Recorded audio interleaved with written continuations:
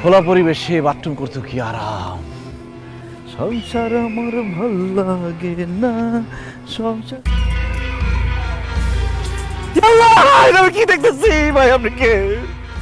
আমি হইলাম সে যারে দেখলে মানুষ ভয় পায়। ও, আপনি সার্কাসের জোকার। আমি আর ভয় পেয়ে গেছিলাম। আমি ভাবছি আপনি ভূত। খামোশ বদতমিজ!